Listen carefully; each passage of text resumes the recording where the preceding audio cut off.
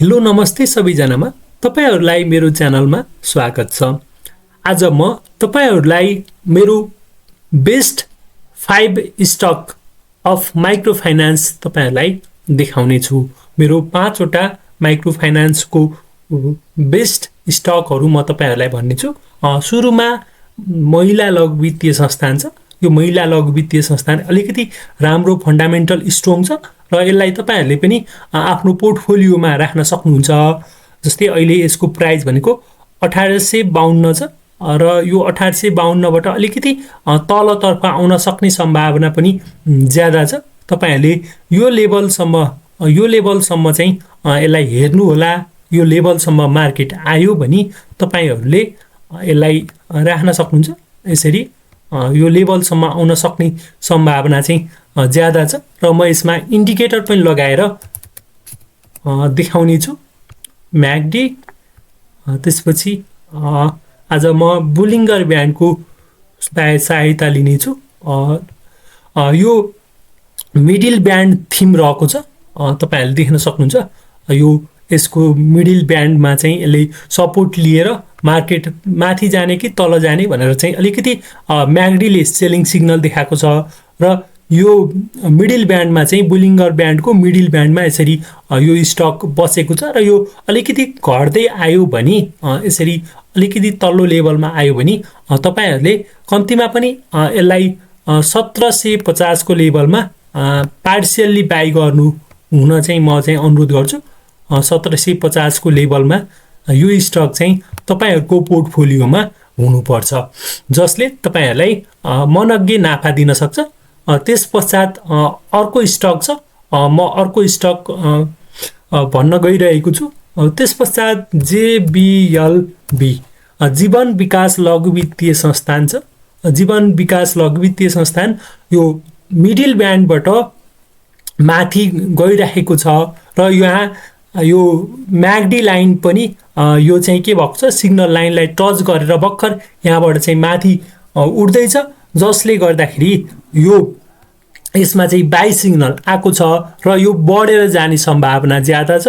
अहिले यसले तत्कालै राम्रो मुनाफा नदिए तापनि यसले भविष्यमा राम्रो गर्न सक्ने क्षमताको एकदमै फन्डामेन्टल राम्रो भएको जीवन विकास लघु वित्तीय संस्था पनि तपाईहरुले आफ्नो पोर्टफोलियोमा राख्न सक्नुहुन्छ।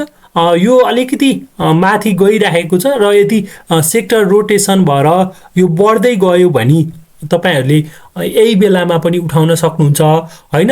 अलिकति मार्केट तल आउला र उठाम्ला भनेर कुर्नुहुन्छ भने कम्तीमा पनि यो स्टकलाई 1300 को रेन्जमा चाहिँ तपाईहरुले उठाउनु भयो भने मेरो विचारमा राम्रो हुन्छ जस्तो लाग्छ।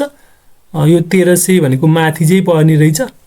1300 को रेन्ज भनेको नट्राइकन उठाउनु होला। यो लेभलमा चाहिँ तपाईले 1300 को लेभलमा यसलाई आफ्नो पोर्टफोलियोमा राख्न सक्नुहुन्छ।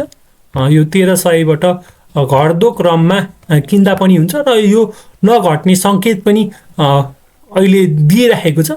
मिडल ब्यान्डबाट माथि गइरहेको छ। त्यो कारणले चाहिँ तपाईहरुले यसलाई वेट गरेर किन्न सक्नुहुन्छ।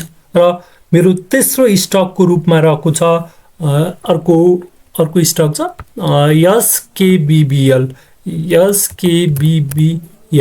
साना किसान विकास बैंक। यो साना किसान विकास बैंक छ।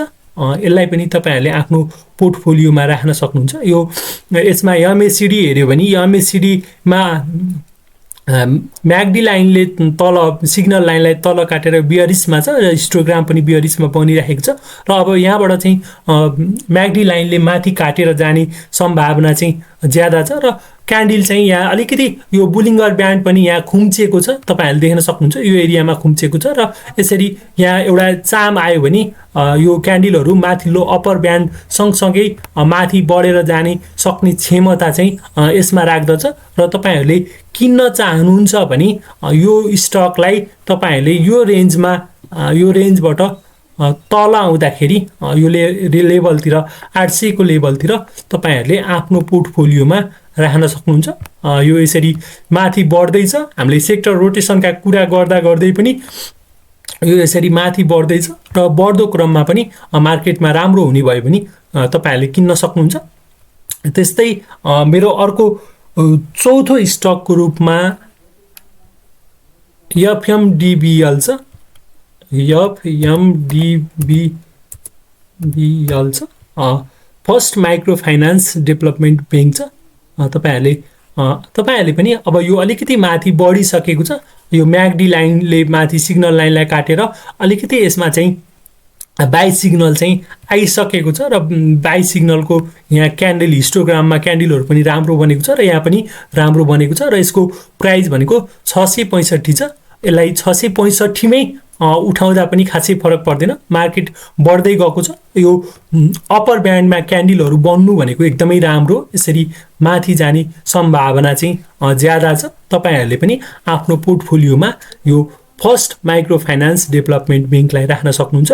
र त्यसपश्चात मेरो अन्तिम स्टक छ अभियान छ। अभियान लघु वित्तीय संस्थान छ। यो अभियान लघु वित्तीय संस्थानमा पनि यहाँ चाहिँ तपाईहरुले देख्न सक्नुहुन्छ हिस्टोग्राममा क्यान्डल माथि बनेको छ र यहाँ क्रसओभर, यो म्याकडी लाइनले क्रसओभर गरेर माथितर्फ जाँदैछ, बुलिस एरियामा जाँदैछ र मिडल ब्यान्डबाट क्यान्डलहरु पनि माथितर्फ चाहिँ बिस्तारै लाग्दैछ। यसरी यहाँबाट माथि जाँदाखेरि अप्पर ब्यान्ड सँगसँगै क्यान्डलहरु पनि माथि माथि बनेर बुलिस मुडमा चाहिँ यो जाने प्रयास गरिरहेको छ। तपाईहरुले पनि यो स्टकलाई पनि चुज गर्न सक्नुहुन्छ। आज मैले तपाईहरुलाई मसँग भएको माइक्रो फाइनान्सको बेस्ट 5 स्टकको बारेमा मैले तपाईहरुलाई जानकारी दिएँ। तपाईहरुसँग माइक्रो फाइनान्सको कुन स्टक छ तपाईहरुले आफ्नो कमेन्ट राख्न सक्नुहुनेछ। यो भिडियो अन्तिमसम्म हेरिदिनु भएकोमा तपाईहरुलाई धेरै धेरै धन्यवाद। हामीसँग जोडिनको लागि तपाईहरुले हाम्रो च्यानललाई सब्स्क्राइब गर्नुहोला।